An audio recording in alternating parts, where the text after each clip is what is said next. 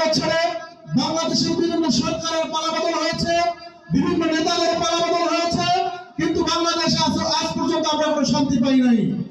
তার ধারাবাহিকতায় গত 5ই আগস্ট আমরা আবারও এদেশের তমাল ছেলেদের, এদেশের ছাত্র যুবকদের বুকের তাজা রক্তের বিনিময়ে আবারও স্বাধীনতা অর্জন করেছি।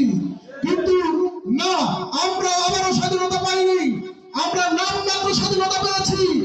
কিন্তু এদেশ থেকে যে স্বাধীনতা অর্জনের বিনিময়ে, রক্তের বিনিময়ে এদেশ থেকে একটি গ্রুপকে আমরা বিতাড়িত করেছি, কিন্তু তাদেরকে বিতাড়িত ঠিকই করেছি, আরো একটি গ্রুপ তাদের মতো আমাদের উপরে চেপে এসেছে।